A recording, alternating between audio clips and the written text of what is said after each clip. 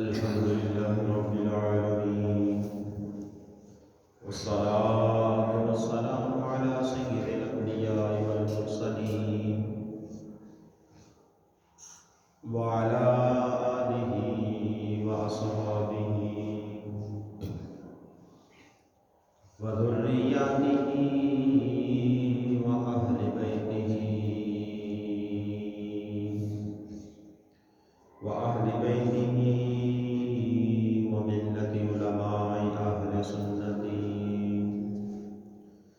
وملة علماء أهل سنتي ومرشدي الطاعة.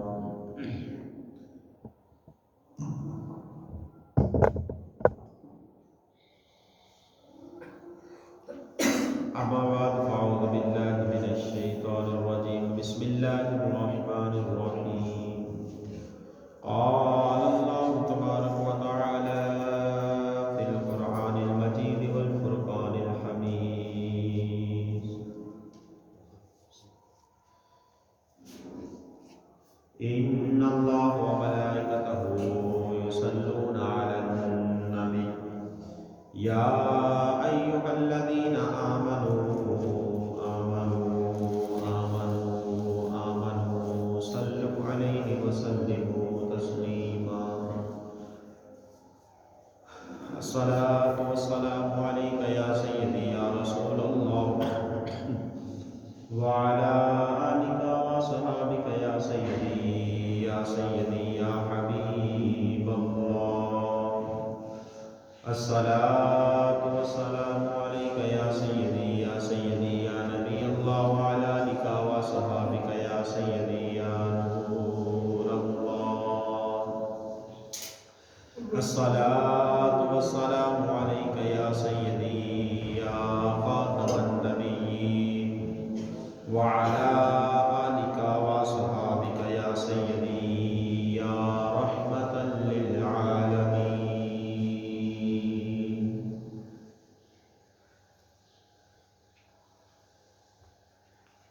اللہ تبارک و تعالیٰ کی حمد و ثنا اور اس کے پیارے حبیب علیہ الصلوۃ والسلام کی ذات والا تبار پر ہدیہ درود و سلام کے بعد تمام دوست احباب حاضرین کو سامعین کو میری طرف سے مہربانہ عائدانہ سلام. السلام علیکم ورحمۃ اللہ وبرکاتہ.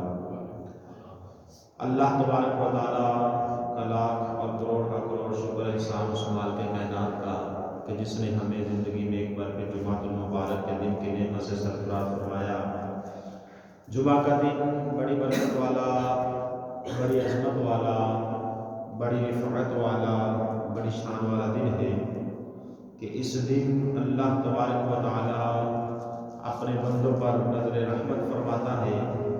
اور اس دن کے متعلق اللہ تبارک و تعالیٰ نے قرآن مجید میں پوری صورت نازل فرمائی ہے جس میں اللہ تبارک و تعالیٰ نے یہ ارشاد فرمایا ہے کہ ایمان والوں کہ جب جمعے کا ٹائم ہو جائے، جمعے کی نماز کا وقت ہو جائے تو پھر جمعہ کی نماز کے لیے دوڑ کر آنے کا تو ارشاد فرمایا ہی ہے، مگر کیسے آنا ہے؟ اللہ تبارک و تعالیٰ ارشاد فرماتا ہے کہ دوڑ کے جب جمعے کا ٹائم ہو جائے، نماز کا وقت ہو جائے تو پھر ہیلے بانے نہیں، پھر جناب کبھی ادھر تو کبھی ادھر تو کبھی جو ہے نا وہ کسی پر طرف تو کبھی کسی طرف نہیں. جب نماز کا ٹائم ہو جائے تو پھر دوڑتے ہوئے مسجد کی طرف آؤ. مگر ہمارا حال یہ ہے کہ ہم اس وقت مسجد پہنچتے ہیں کہ جب نماز کا ٹائم جماعت کا ہو جائے، سنتیں بھی بڑی مشکل سے پڑھنے کا وقت ملے تو اس وقت ہمارا جو ہے رجوع مسجد کی طرف ہوتا ہے. اور نبی کریم علیہ الصلوۃ والسلام نے ارشاد فرمایا کہ جو جمعہ کے دن جمعہ کی نماز کے لیے جتنا جلدی آتا ہے اس کو ثواب بھی اتنا زیادہ ملتا ہے. فرمایا جمعہ کی نماز کے لیے جو سب سے پہلے آئے اللہ تعالیٰ فرشتے کو مسجد کے دروازے پر کھڑا کر دیتا ہے. جو سب سے پہلے مسجد میں آتا ہے اللہ تبارک و تعالیٰ کے حکم سے وہ فرشتہ جو ہے وہ یہ لکھ دیتا ہے کہ یہ پہلے آنے والا ہے، اس کو ایک اونٹ صدقہ کرنے کا ثواب ملا. اب ایک اونٹ اس وقت 1,00,000 روپے کا، یوں سمجھے کہ سب سے پہلے آنے سے 1,00,000 روپے کا فائدہ ہو گیا. اس کے بعد فرمایا کہ جو اس کے بعد آئے اس کو ایک گائے صدقہ کرنے کا ثواب۔ اب ایک گائے بھی جناب 90,000 لاکھ کے قریب ہے، تو یوں سمجھے کہ 90,000 کا فائدہ مفت میں ہو گیا ہے۔ کرنا کیا ہے؟ گھر سے تھوڑا جلدی نکلنا ہے۔ پھر نبی کریم علیہ السلام نے ارشاد فرمایا کہ جو اس کے بعد آئے اس کو ایک مینڈا، ایک بکرا صدقہ کرنے کا ثواب، جو اس کے بعد آئے اس کو ایک مرغی صدقہ کرنے کا ثواب، اور جو اس کے بعد آئے اس کو ایک انڈا صدقہ کرنے کا ثواب، جو اس کے بعد آئے۔ تو نبی کریم علیہ السلام نے ارشاد فرمایا کہ پھر جب امام خطبے کے لیے کھڑا ہو جاتا ہے تو پھر وہ فرشتے جو ہیں وہ رجسٹر لپیٹ کر وہ بھی آگے خطبے میں بیٹھ جاتے ہیں۔ اس کے بعد جو آئے ان کے لیے سمجھے کہ پھر نماز کے ثواب ہے اور کوئی ثواب نہیں۔ تو مسلمان جو ہے یہ نیکیوں کا حریص ہے، اور انسان کی یہ فطرت بھی ہے کہ یہ وہ کام کرتا ہے جس میں فائدہ ملے۔ تو یہ فائدے کی بات ہے، جلدی آئیں زیادہ ثواب کمائیں، زیادہ منافع کمائیں، لیٹ آئیں گے تو جو ہے وہ ثواب اور منافع جو ہے وہ کم ہو جائے گا۔ بہرحال اللہ تبارک و تعالی ہمیں جمعہ کے دن اہتمام کے ساتھ نماز جمعہ ادا کرنے کی توفیق عطا فرمائے، آمین بجاہ نبی امین صلی اللہ علیہ وآلہ وسلم۔ اللہ عز و جل کے محبوب علیہ السلام نے ارشاد فرمایا کہ جو بندہ جمعہ کے دن مجھ پر 200 مرتبہ درود پاک پڑھے گا، اللہ تبارک و تعالی اس کے 200 سال کے گناہ معاف فرما دے گا۔ 200 سال کے گناہ اس بندے کے معاف کر دیے جاتے ہیں کہ جو جمعہ کے دن 200 مرتبہ درود پاک پڑھتا ہے۔ اور اسی طرح ایک روایت میں 80 مرتبہ درود پاک کا بھی ذکر ہے۔ بہرحال درود پاک سے گناہ تو معاف ہوتے ہی ہیں، گناہوں کی بیماری سے تو شفا ملتی ہی ہے، اس کے علاوہ بہت سارے معاملات ایسے ہیں کہ جو درود پاک پڑھنے سے اللہ تبارک و تعالیٰ ان کو حل فرما دیتا ہے۔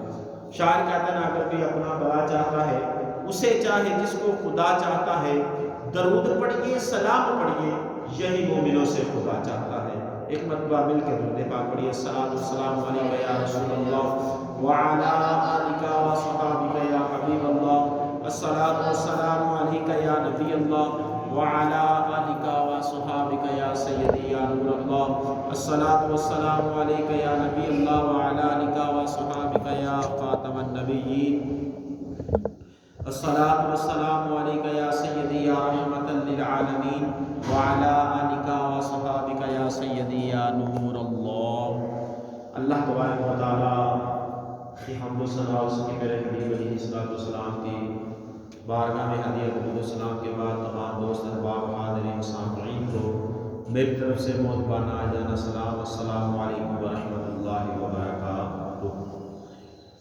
اللہ تبارک و تعالیٰ نے ہمیں یہ رجب کا مہینہ دیکھنے کی سعادت عطا فرمائی ہے۔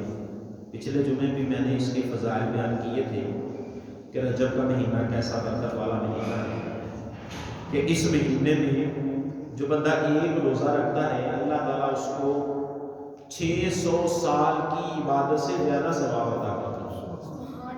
ایک روزہ رکھنے سے 600 سال کی عبادت سے زیادہ ثواب ہے۔ یہ ایک روزہ رکھنے کی اتنی فضیلت ہے۔ اور پھر نبی کریم علیہ السلام تو اس پورے مہینے میں روزہ رکھا کرتے تھے۔ آپ حضرت عائشہ صدیقہ رضی اللہ تعالیٰ عنہ فرماتی ہیں کہ جب رجب کا چاند نظر آ جاتا تو نبی کریم علیہ السلام روزہ رکھنا شروع کرتے، رجب کا مہینہ روزہ رکھتے، پھر شعبان المعظم کا مہینہ بھی روزے رکھتے، حتیٰ کہ رمضان مبارک کے مہینے کے ساتھ ان روزوں کو ملا دیا کرتے تھے۔ تو یہ برکت والا مہینہ ہے۔ اور آج رجب المرجب کی 9 تاریخ ہے، کل 11ویں شریف ہوگی، تو رجب المرجب کی 13 تاریخ کو جو ہے وہ آپ کے اور میرے پیر و مرشد مولا کائنات مولا شیر خدا کرم اللہ تعالی وجہ الکریم کا یوم ولادت ہے۔ اس مہینے میں بہت سارے بزرگوں کا ذکر خیر کیا جاتا ہے کہ جن میں بالخصوص اولیاء کرام میں سے خواجہ معین الدین چشتی اجمیری رحمۃ اللہ تعالی علیہ، آپ کا عرس مبارک 6 تاریخ کو ہوتا ہے۔ پھر حضرت سیدنا امام جعفر صادق رضی اللہ تعالیٰ عنہ، آپ کے نام کی نیاز کنڈے بنائے جاتے ہیں۔ اس کے بعد پھر حضرت علی رضی اللہ تعالیٰ عنہ، آپ کا ذکر خیر جو ہے اس مہینے میں کیا جاتا ہے، آپ کی ولادت ہے 13 رجب کو، اور اس کے بعد پھر حضرت سیدنا امیر معاویہ رضی اللہ تعالیٰ عنہ کا 22 تاریخ کو یوم عرس ہے۔ اس کے بعد پھر امام الانبیاء علیہ السلام کی معراج کی رات جو ہے وہ اسی مہینے میں آتی ہے۔ اس مہینے کی 27 تاریخ کو جو ہے وہ معراج النبی کی رات بھی ہوتی ہے۔ تو اس اعتبار سے بھی یہ مہینہ برکتوں والا ہے۔ اس مہینے کو اس اعتبار سے بھی بڑی فضیلتیں اور بڑی برکتیں حاصل ہیں۔ تو آئیں انشاءاللہ آج کے بیان کا جو موضوع ہے وہ بھی حضرت علی رضی اللہ تعالیٰ عنہ کی سیرت کے متعلق ہے۔ آج انشاءاللہ ہم نے حضرت علی رضی اللہ تعالیٰ کا کچھ تذکرہ خیر کرنا ہے اور سننا ہے۔ اللہ تبارک و تعالیٰ سے دعا ہے کہ اللہ تبارک و تعالیٰ مجھے حق سچ بیان کرنے، آپ کو سننے، بیان کر کے سن کر اس پر عمل کرنے اور اپنے دل کے اندر حضرت علی رضی اللہ تعالیٰ کی محبت کو بڑھانے کی توفیق عطا فرمائے۔ صحابہ کرام کی محبت ایسی محبت ہے کہ یہ جس دل میں آ جاتی ہے نا، صحابہ کرام کی محبت جس دل میں آ جاتی ہے اس دل میں اللہ اور اس کے رسول کی محبت خود ہی آ جاتی ہے۔ صحابہ کرام کی محبت جس دل میں گھر کر جاتی ہے، اللہ اور اس کے رسول کی محبت اس دل کو اپنا ٹھکانہ بنا لیتی ہے۔ وہ دل نور علی نور ہو جاتا ہے جس دل میں صحابہ کرام کی محبت آ جاتی ہے۔ تو انہی صحابہ کرام کے اندر چمکتے ستارے حضرت علی رضی اللہ تعالیٰ عنہ ہیں کہ جن کی ولادت جو ہے وہ 13 رجب المرجب کو بعض روایات کے مطابق جو ہے وہ عین خانہ کعبہ کے اندر ہوئی۔ آپ کی والدہ محترمہ حضرت فاطمہ بنت اسد رضی اللہ تعالیٰ عنہ، آپ جو ہے وہ کعبہ کے اندر آپ کے بیٹے کی حضرت علی کی ولادت ہوئی، اور راوی کہتے ہیں کہ جب حضرت علی رضی اللہ عنہ کی ولادت ہوئی تو آپ نے آنکھیں نہیں کھولی۔ آپ نے آنکھیں نہیں کھولی۔ کیوں نہیں کھولی؟ آپ کی والدہ بڑی پریشان ہوئی کہ بچہ جب پیدا ہوتا ہے تو پیدا ہوتے ہی آنکھیں کھولتا ہے اور پتہ چلتا ہے کہ بچے کی آنکھیں ٹھیک ہیں، مگر جب حضرت علی پیدا ہوئے تو آنکھیں نہیں کھولی۔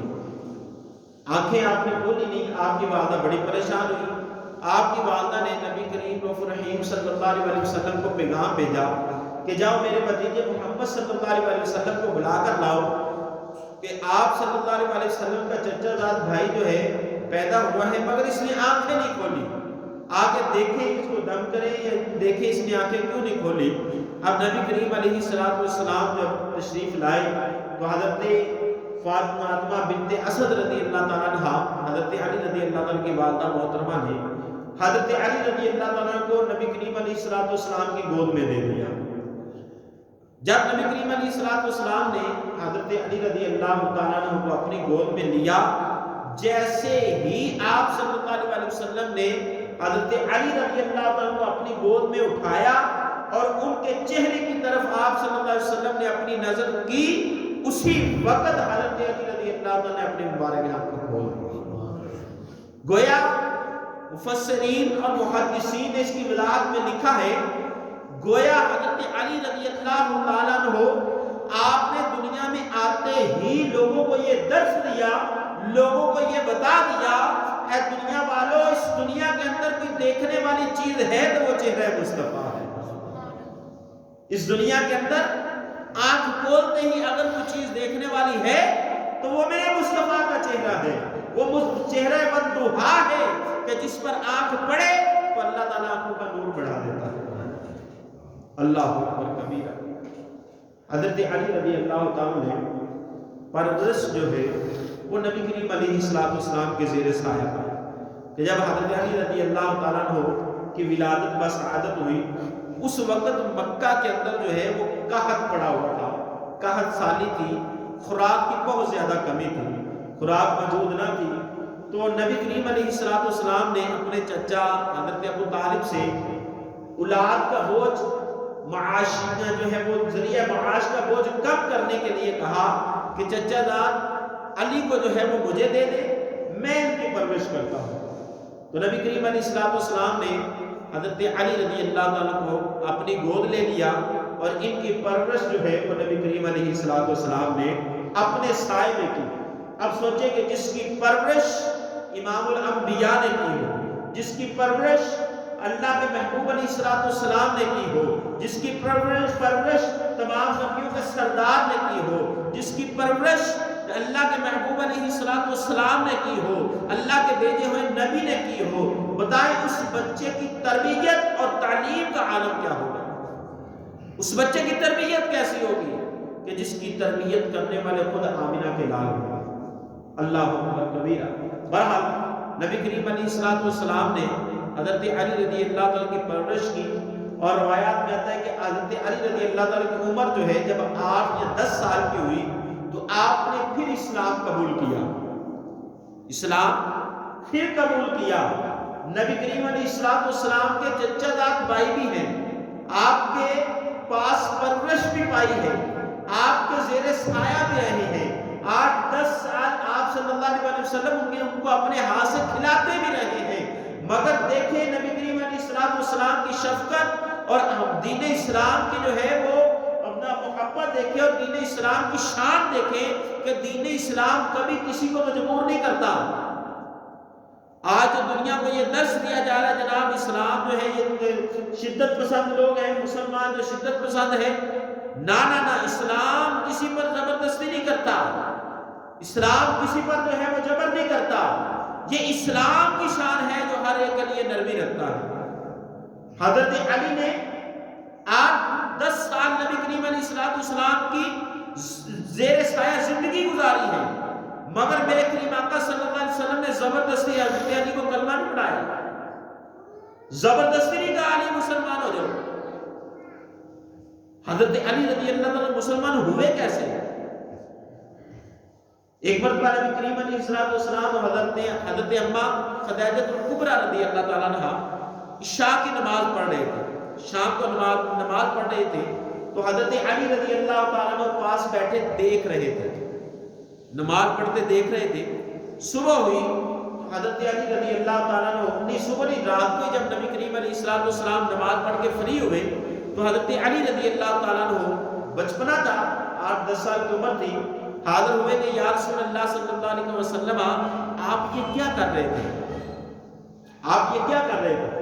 نبی کریم علیہ السلام نے ارشاد فرمایا کہ ہم نماز پڑھ رہے تھے، یہ اللہ وحدہ لا شریک کی عبادت ہے، ایک خدا کی عبادت کر رہے تھے، اسلام کے متعلق بتایا، اسلام کے متعلق سمجھایا، اور پھر کیا کریم آقا صلی اللہ علیہ وسلم نے یہ فرمایا۔ میں نے جب یہ روایت پڑھی نا تو یقین کریں دل جو ہے وہ جھوم اٹھا، اور دل کے اندر یہ بات آئی کہ یار ہمارا اسلام ایسا جو ہے وہ نرم اور ایسا پاکیزہ اور ایسا شفقت والا اسلام ہے۔ کریم آقا علیہ السلام ایسے شفیق جو ہے وہ انسان تھے کہ آپ صلی اللہ علیہ وسلم نے فرمایا علی ہم اللہ کی عبادت کر رہے تھے، ہم اللہ وحدہ لا شریک کو جو ہے وہ سجدہ کر رہے تھے، اگر آپ چاہیں تو آپ اس دین میں آ رہے ہیں۔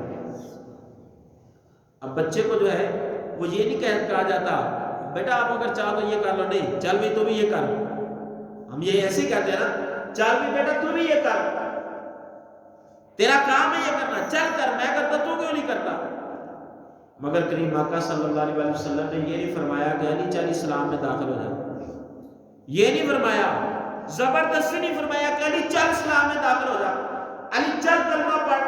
حالانکہ آپ کے چچا زاد بھائی تھے، چھوٹے تھے، آپ نے ان کی پرورش کی تھی، کہہ بھی سکتے تھے، مگر زبردستی نہیں کی۔ اسلام زبردستی نہیں کرتا، اگر کوئی اپنی خوشی سے اسلام میں داخل ہوتا ہے تو اس کو منع نہیں ہے، اگر کوئی اپنی خوشی سے نہیں آتا تو اسلام زبردستی نہیں کرتا۔ فتح مکہ کے دن بھی میرے کریم آقا صلی اللہ علیہ وسلم نے جب کافروں کو قیدی بنا لیا، اس وقت بھی میرے آقا نے کسی کافر کو زبردستی مسلمان نہیں کیا، میرے آقا نے علن اعلان، کھلا عام اعلان معافی کا کر دیا کہ جو یہاں رہنا چاہے، جو مسلمان ہونا چاہے وہ مسلمان ہو جائے، جو نہ ہونا چاہے وہ اپنے دین پر رہ کر یہاں زندگی گزارے۔ اسلام زبردستی نہیں کرتا، مگر جب اسلام پر جو ہے وہ حملے کیے جائیں گے، جب امام اسلام کی عزت پر جو ہے وہ باتیں کی جائیں گی، جب ناموس رسالت پر جو ہے وہ بات کی جائے گی، یا اس پر انگلی اٹھائی جائے گی، جب یا اس پر جو ہے وہ ناموس رسالت کے متعلق کوئی بکواس کی جائے گی، تو پھر اسلام امن کا نہیں، پھر اسلام جو ہے وہ بدلے کا درس دیتا ہے۔ یاد رکھیں۔ بہرحال نبی کریم علیہ السلام نے فرمایا علی اگر تم چاہو تو تم بھی اسلام میں داخل ہو جاؤ، تم بھی اس رب کی عبادت کرنے میں لگ جاؤ۔ اب آگے سے حضرت علی رضی اللہ عنہ کیا عرض کرتے ہیں؟ حضرت علی رضی اللہ عنہ فرماتے ہیں کہ یا رسول اللہ میں ابھی کچھ نہیں کہہ سکتا، میں کچھ نہیں کہہ سکتا، صبح اپنے والد محترم حضرت ابو طالب کے پاس جاؤں گا اور ان سے جا کر کہوں گا، ان سے اجازت لوں گا، پھر اسلام میں داخل ہوں گا، ان سے اجازت لوں گا پھر اسلام میں داخل ہوں گا۔ اب نبی کریم علیہ السلام نے یہ نہیں فرمایا نہیں ان سے اجازت کی کیا ضرورت ہے بھائی، نہیں آپ ان سے اجازت نہ لیں، بلکہ میرے کریم آقا صلی اللہ علیہ وسلم نے یہ ارشاد فرمایا علی ابھی اسلام کو مخفی رکھنے کا حکم ہے، چھپائے رکھنے کا حکم ہے، اللہ کی طرف سے علن اعلان جو ہے اس کا حکم نہیں آیا، تو لہذا ابھی تم جو ہے وہ اس کا اعلان نہ کرو یا کسی سے مشورہ نہ کرو۔ مگر حضرت علی رضی اللہ عنہ کے دل کے اندر اللہ نے ایمان کو جو ہے وہ بھر دیا تھا، ایمان کی اسلام کی محبت کو ڈال دیا تھا، تو حضرت علی رضی اللہ عنہ اسی رات نبی کریم علیہ السلام کی بارگاہ میں عرض کی یا رسول اللہ مجھے بھی کلمہ پڑھا کر مسلمان کر لیں۔ اور حضرت علی رضی اللہ عنہ بچپن سے ہی بتوں کی عبادت سے دور تھے، کلمہ پڑھ کے 8-10 سال کی عمر سے پہلے اگرچہ آپ کلمہ پڑھ کے مسلمان نہیں ہوئے تھے، مگر حضرت علی رضی اللہ عنہ نے بچپن کے اندر بھی کسی بت کو سجدہ نہیں کیا۔ یہ حضرت علی کی شان ہے کہ بچپن کے اندر بھی بتوں کی عبادت نہیں کی، بتوں کو نہیں پوجا۔ اللہ اکبر کبیرہ۔ حضرت علی رضی اللہ تعالیٰ عنہ آپ کی جب عمر بڑی، جوان ہوئے، تو نبی کریم علیہ السلام نے اپنی صاحبزادی حضرت فاطمہ الزہرا طیبہ طاہرہ زاہدہ رضی اللہ عنہ کے ساتھ آپ کا نکاح کر دیا۔ اب نبی کریم علیہ السلام کو حضرت علی رضی اللہ عنہ کے ساتھ کیسی محبت تھی، کتنی قرابت تھی کہ اللہ اکبر کبیرہ ایک مرتبہ غزوہ تبوک کے موقع پر جب نبی کریم علیہ السلام نے حضرت علی رضی اللہ تعالیٰ عنہ کو مدینے میں رہنے کا حکم دیا، تو حضرت علی رضی اللہ تعالیٰ نے عرض کیا کہ یا رسول اللہ صلی اللہ علیہ وسلم مجھے یہاں عورتوں کے پاس کیوں چھوڑ کر جا رہے ہیں، مجھے بھی اپنے ساتھ جو ہے وہ جنگ میں لڑنے کے لیے ساتھ لے کر جائیں، میں بھی آپ کے ساتھ جنگ کرنے کے لیے جانا چاہتا ہوں۔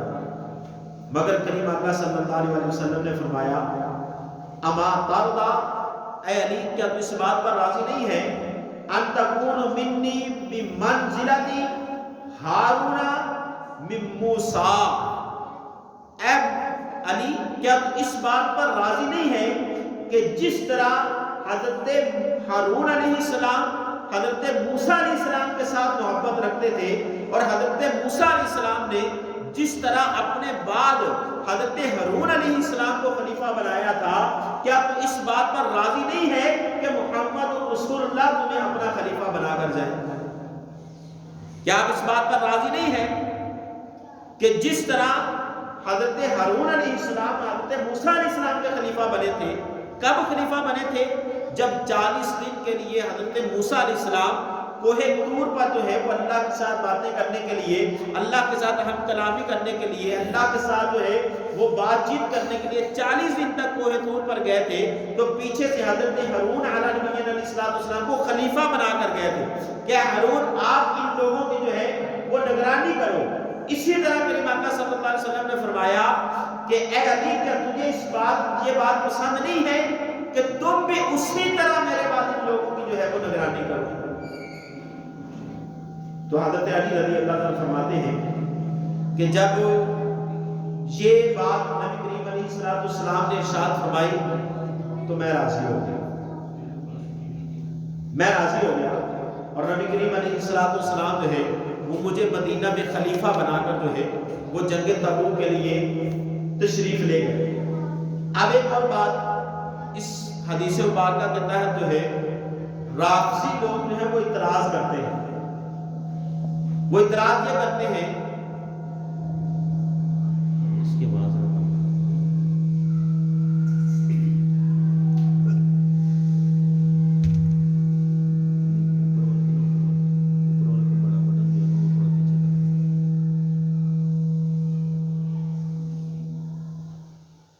رافضی لوگ جو ہیں وہ اعتراض یہ کرتے ہیں کہ دیکھو جی نبی کریم علیہ السلام جو ہے وہ جب جنگ تبوک کے لیے گئے تو حضرت علی رضی اللہ تعالیٰ کو خلیفہ بنا کر گئے مدینہ کے اندر، تو اس لیے حضرت علی رضی اللہ تعالیٰ عنہ پہلے خلیفہ ہوئے۔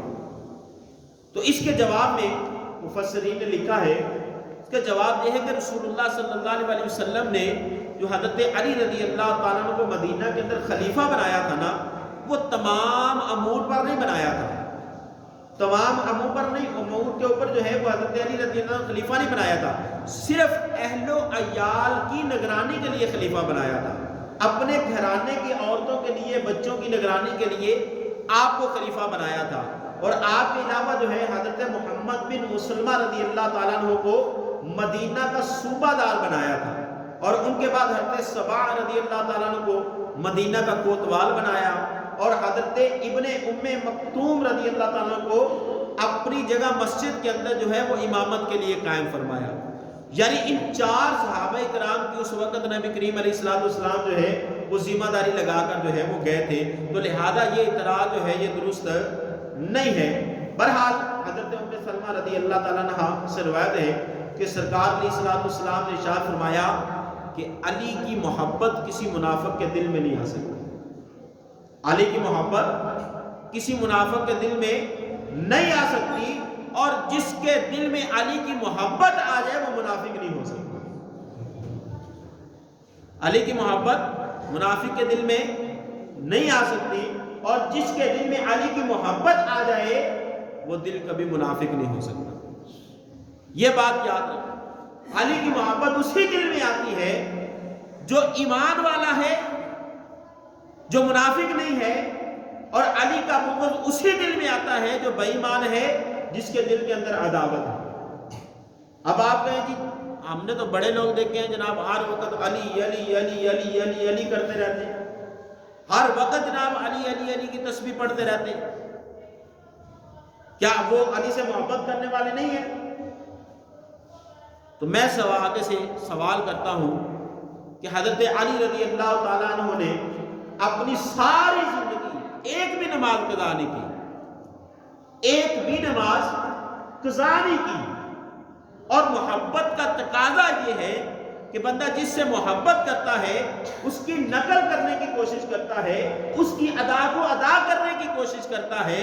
اب علی نے جناب پوری زندگی کوئی نماز قضا نہیں کی تھی، انہاں اللہ دے بندے کدی نیتی نہیں، انہاں کدی نیتی نہیں، نیت ہی نہیں کی، نماز پڑھی نہیں ہے۔ جناب یہ علی سے محبت کرنے والے، یہ علی سے محبت نہیں ہے، یہ صرف زبان تک ہے۔ علی سے محبت وہ محبت کرنے والا ہے جو حضرت علی کے نقش قدم پر بھی چلے، نماز بھی پڑھے۔ حضرت علی رضی اللہ تعالیٰ کی نماز قضا ہو جائے تو اللہ سورج کو واپس بھیج دے، نبی کریم علیہ السلام سورج کو حکم کرے سورج واپس آئے، حضرت علی پھر نماز عصر ادا کرے، سورج پھر اپنے مقام پر چلا جائے، حضرت علی رضی اللہ تعالیٰ کی عصر کی نماز رہ جائے تو بے قرار ہو جاتے ہیں۔ یہ جناب 5 کی 5 قضا کر کے ان کو فکر بھی نہیں ہوتی۔ یہ علی کی محبت نہیں ہے، محبت کرنے والے نہیں ہیں۔ نبی کریم علیہ السلام نے ایک جگہ ارشاد فرمایا، علی اللہ تبارک، حضرت علی فرماتے ہیں کہ نبی کریم علیہ السلام نے مجھے اپنے پاس بلایا اور بلا کر فرمایا کہ علی حضرت عیسیٰ علیہ السلام کی جو قوم تھی، انہوں نے اس قوم میں 2 طرح کے لوگ تھے، 2 طرح کے لوگ تھے جو حضرت عیسیٰ علیہ السلام کی، ایک تو وہ تھے جو آپ کے ساتھ دشمنی رکھنے کی وجہ سے گمراہ ہو گئے، اور دوسرے وہ لوگ تھے کہ جو آپ کے ساتھ زیادہ محبت کرنے کی وجہ سے گمراہ ہو گئے۔ حضرت عیسیٰ علیہ السلام کے قوم امت میں 2 قسم کے لوگ تھے۔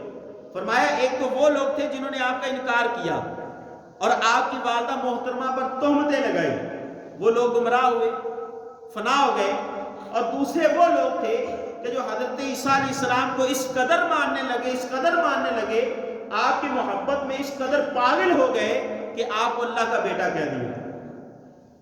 تو حضرت علی رضی اللہ عنہ فرماتے ہیں کہ سن لو، میرے ماننے والے بھی 2 لوگ ہوں، 2 گروہ ایسے ہوں گے، مجھے ماننے والے بھی 2 گروہ ایسے ہوں گے ایک گروہ میرے بغض کی وجہ سے ہلاک ہو جائے گا اور دوسرا گروہ مجھ سے بے حد محبت کرنے کی وجہ سے گمراہ ہو جائے گا۔ یہ حضرت علی رضی اللہ تعالیٰ کا فرمان ہے۔ آپ نے فرمایا میری محبت کرنے والے دو گروہ ایسے ہوں، میرے ماننے والے دو گروہ ایسے ہوں گے جو ایک میرا انکار کر کے جو ہے ہلاک ہو جائیں گے، دوسرا میرے محبت کو جو ہے وہ میری محبت میں فنا ہو کر ہلاک ہو جائیں گے۔ اور وہ دو گروہ کون سے ہیں؟ ایک رافضی ہیں جو جناب حضرت علی رضی اللہ تعالیٰ کے ساتھ محبت کا اس قدر دعویٰ کرتے ہیں، اس قدر محبت کا جو ہے وہ اعلان کرتے ہیں اور حضرت علی رضی اللہ تعالیٰ کی محبت میں اس قدر گم ہو گئے کہ آپ کو خدا کہہ دیا، یہاں تک جو ہے وہ کہہ دیا کہ جناب اللہ تبارک و تعالیٰ نے نبوت جو ہے وہ علی کو دینی تھی اور غلطی سے جو ہے وہ محمد رسول اللہ کو دے دی۔ محبت میں اس قدر جو ہے وہ گمراہ ہو گئے۔ اور دوسرے خارجی لوگ جو سرے سے ہی حضرت علی رضی اللہ تعالیٰ کو جو ہے معذلہ کافر کرتے ہیں، فرمایا یہ میرے دو لوگ، مجھے آقا صلی اللہ علیہ وسلم کی امت کے اندر یہ دو گروہ ہوں گے جو میری وجہ سے جو ہے وہ گمراہ ہو جائیں گے۔ اور صحیح ماننے والے کون ہوں گے؟ فرمایا جو مجھ سے محبت کریں گے، میری محبت کے اندر حد سے نہیں بڑھیں گے۔ اب حد سے بڑھنا کیا ہے کہ اللہ تبارک و تعالیٰ نے اور اللہ کے محبوب علیہ الصلوۃ والسلام نے جتنی شانیں حضرت علی کو عطا فرمائی ہیں اتنی شانوں کو جو ہے وہ مانیں گے۔ آپ صلی اللہ رضی اللہ تعالیٰ نے فرمایا کہ میری شان میں حد سے زیادہ نہیں بڑھیں گے، یعنی نہ حضرت ابوبکر صدیق رضی اللہ تعالیٰ سے میں شان کو بڑھائیں گے، نہ حضرت عمر سے بڑھائیں گے، نہ حضرت عثمان سے بڑھائیں گے، اور نہ نبی کریم علیہ الصلوۃ والسلام سے بڑھ کر جو ہے میری محبت کو اپنا لیں گے۔ اور جو صحیح محبت کرنے والے ہوں گے، جو صحیح محبت کرتے ہیں، الحمدللہ اہل سنت جو ہے وہ اللہ کے محبوب علیہ الصلوۃ والسلام کے صحابہ کو الحمدللہ دل سے مانتے ہیں۔ اور نبی کریم علیہ الصلوۃ والسلام، طبرانی شریف کی حدیث ہے، نبی کریم علیہ الصلوۃ والسلام نے ارشاد فرمایا انا مدینۃ العلم وعلی بابها، یعنی میں علم کا دروازہ ہوں، میں علم کا شہر ہوں اور علی اس کا دروازہ ہے۔ اب یہ حدیث ایک یہودی نے پڑھی، اب یہودی کے پاس جب یہ بات پہنچی تو وہ حضرت علی رضی اللہ تعالیٰ کے پاس آیا، آ کر کہنے لگا اے علی، تم کہتے ہو کہ تمہیں بہت علم ہے، تمہارے نبی نے کہا ہے تم جو ہے وہ علم کے دروازے ہو، اب میری داڑھی جو ہے یہ اس کے بال جو ہے وہ ورلے ورلے ہیں اور تمہاری داڑھی کے بال بڑے گھنے ہیں، بتاؤ اس کا ذکر قرآن میں کہاں ہے؟ اگر تم اتنے ہی علم والے ہو اور تمہارا یہ دعویٰ ہے کہ قرآن کے اندر ہر چیز کا جو ہے وہ علم رکھا گیا ہے، اب بتاؤ میری داڑھی کا اور تمہاری داڑھی کا قرآن میں کہاں ذکر ہے؟ اللہ اکبر کبیرہ۔ تو حضرت علی رضی اللہ تعالیٰ نے قرآن پاک کی آیت پڑھی اور ترجمہ پڑھ کے سنایا کہ اے یہودی سن، رب نے قرآن میں فرمایا ہے جو زمین بنجر ہوتی ہے اس کی فصل خراب ہوتی ہے، اور جو زمین اچھی ہوتی ہے اس کی فصل بھی اچھی ہوتی ہے، اس کی فصل بھی گھنی ہوتی ہے۔ تیری ٹھوڑی کی زمین جو ہے یہ بنجر ہے، اس لیے تیری جو ہے وہ کھیتی خراب ہے، میری ٹھوڑی کی زمین جو ہے یہ اچھی ہے، اس لیے میری جو ہے وہ فصل بھی سرسبز اور شاداب۔ اللہ اکبر کبیر۔ اور حضرت علی رضی اللہ تعالیٰ کے متعلق نبی کریم علیہ الصلوۃ والسلام نے ارشاد فرمایا من کنت مولا فعلی المولا، جس کا میں مولا ہوں اس کا علی مولا ہے، جس کا میں مولا اس کا علی مولا۔ اور پھر نبی کریم علیہ الصلوۃ والسلام نے اس کے بعد دعا فرمائی، فرمایا کہ اے اللہ جو علی سے محبت کرے تو بھی اس سے محبت فرما، جو علی سے محبت کرے تو بھی اس سے محبت فرما، جو علی سے محبت کرے تو بھی اس سے محبت فرما۔ اور فرمایا وعادی من عادہ، یا اللہ جو علی سے بغض رکھے، جو علی سے عداوت رکھے تو بھی اس سے عداوت رکھے۔ یعنی پتہ چلا جو علی کا محبت کرنے والا ہے رب اس سے محبت کرنے والا ہے، جو علی کا دشمن ہے رب اس کا بھی دشمن ہے۔ اگر رب کی محبت چاہتے ہو، رب کی دوستی چاہتے ہو، یہ چاہتے ہو کہ رب ہم سے محبت کرنے لگ جائے تو پھر تم علی سے محبت کرنا شروع کر دو، پھر علی سے محبت کرنا شروع کر دو۔ اگر یہ چاہتے ہو کہ رب ہمارا دشمن بن جائے تو پھر علی کی دشمنی دل میں اپنا لو۔ دو ٹوک بات یہ ہے، پتہ چلا کہ اللہ اس سے محبت کرتا ہے جو علی سے محبت کرتا ہے، اللہ اس سے محبت کرتا ہے جو علی سے محبت کرتا ہے، اور اللہ اس کو دشمن رکھتا ہے جو علی کو دشمن رکھتا ہے۔ اللہ تبارک و تعالی ہمیں حضرت علی رضی اللہ تعالیٰ عنہ کی محبت عطا فرمائے۔ حضرت علی رضی اللہ تعالیٰ عنہ کو اللہ نے اتنا علم دیا تھا کہ آپ کے فیصلے جو ہے وہ بڑے انوکھے ہوا کرتے تھے۔ آپ ایک فیصلہ بڑا پیارا اور سن کے دل خوش ہو جائے گا کہ آپ کا فیصلہ کرنے کا انداز سب سے الگ ہوتا تھا۔ ایک مرتبہ آپ کی کچہری لگی ہوئی تھی تو یمن سے جو ہے ایک غلام اور ایک آقا آپس میں جو ہے وہ سفر کر رہے تھے۔ اب غلام جو ہے وہ آقا کے ساتھ راستے میں لڑ پڑا اور اس نے مدینہ آ کے جو ہے یہ دعویٰ کر دیا کہ یہ بندہ جو ہے نا یہ میرا غلام ہے، یہ میرا غلام ہے۔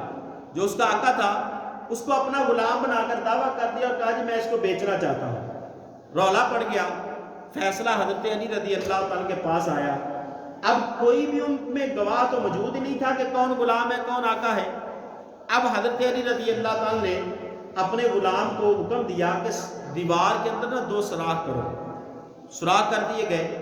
آپ نے فرمایا کہ ان دونوں کے سر جو ہے نا یہ سوراخ کے اندر داخل کر دو۔ اب دونوں کے سر جو ہے وہ سوراخ کے اندر داخل کر دیے گئے۔ پھر فرمایا کہ میری تلوار لے کر آؤ۔ تلوار لائی گئی۔ اب فیصلہ کرنے کا انداز دیکھیں، حضرت علی رضی اللہ تعالیٰ کے ہاتھ میں جب تلوار آئی، تلوار پکڑنے سے پہلے اپنے غلام کو کہا کہ ان دونوں میں سے جو غلام ہے نا اس کا سر اتار دو، اس کا سر اتار دو۔ اب جب آپ نے جیسے ہی یہ حکم دیا غلام نے فوری سر باہر نکال لیا۔ جو حقیقت میں غلام تھا اس نے اپنا سر باہر نکال لیا، اور جو آقا تھا اس نے تو نکالا ہی نہیں، وہ تو آقا تھا۔ اب جیسے ہی اس نے سر باہر نکالا حضرت علی رضی اللہ عنہ اسے پکڑ لیا۔ ہاں بھی تو جھوٹا دعویٰ کر کے آ گیا تھا میرے بارگاہ میں۔ اس کو سزا دی اور سزا دے کر اس کو اس کے ساتھ بھیج دیا۔ تو حضرت علی رضی اللہ تعالیٰ عنہ آپ بڑے اچھے فیصلے کرتے تھے، اور بعض اوقات آپ ایسا فیصلہ کرتے تھے کہ دیکھنے والے حیران رہ جاتے ہیں۔ حضرت سیدنا سہل رضی اللہ عنہ فرماتے ہیں ایک مرتبہ 2 عورتیں جو ہے وہ ایک بچے کی وجہ سے لڑ رہی تھی۔ ایک بچہ تھا، ایک عورت کہتی تھی یہ میرا بیٹا ہے، دوسری عورت کہتی تھی یہ میرا بیٹا ہے۔ اب حضرت علی رضی اللہ عنہ کے پاس یہ کیس آیا۔ اب کیس جب حضرت علی رضی اللہ عنہ کے پاس آیا تو گواہ دونوں کے پاس سے نہیں تھے کہ یہ بچہ کس کا ہے۔ اب حضرت علی رضی اللہ عنہ نے فرمایا کہ تلوار لائی جائے۔ تلوار لائی گئی۔ اب حضرت علی رضی اللہ عنہ نے فرمایا کہ یہ دونوں عورتیں لڑ رہی ہیں کہ بچہ میرا ہے میرا ہے، اس بچے کے 2 حصے کر کے ایک اس کو دے دیا جائے، اس کو دے دیا جائے۔ اب جیسے ہی آپ نے یہ فرمان جاری کیا تو جو حقیقی ماں تھی، اب ماں تو نہیں نہ چاہتی کہ میرے بیٹے کو قتل کیا جائے، وہ فوری بول اٹھی نہ بچے کو قتل نہ کرو، اس عورت کو دے دو، اس کو دے دو، اس کو دے دو۔ اب جب اس نے اپنی ممتا کو بےتاب کر کے یہ کہا تو حضرت علی رضی اللہ عنہ نے فوراً فیصلہ کر دیا یہ بچہ اسی عورت کا ہے، کیونکہ اس ماں کو فکر تھی کہ کہیں میرا بچہ جو ہے وہ مار نہ دیا جائے، لہذا اگرچہ مجھ سے دور ہو جائے مگر زندہ تو رہے گا۔ اب حضرت علی رضی اللہ عنہ نے وہ بچہ پکڑا اور اس عورت کو دے دیا، اور جو جھوٹی عورت تھی اس کو سزا دی۔ ایسے فیصلے حضرت علی رضی اللہ تعالیٰ عنہ اپنی زندگی میں فرمایا کرتے تھے۔ تو بہرحال 13 رجب المرجب کو حضرت علی رضی اللہ تعالیٰ کا یوم ولادت ہے، تو الحمدللہ اہل سنت جو ہے آپ کا یوم ولادت بھی مناتے ہیں، اور پھر جب رمضان میں آپ کا یوم عرس آتا ہے تو پھر عرس بھی مناتے ہیں۔ اللہ تبارک و تعالی ہمیں حضرت علی رضی اللہ تعالیٰ کی پکی سچی محبت عطا فرمائے، آمین بجاہ النبی الامین۔ یہ 2 سنتیں ادا کرنے اور سنتیں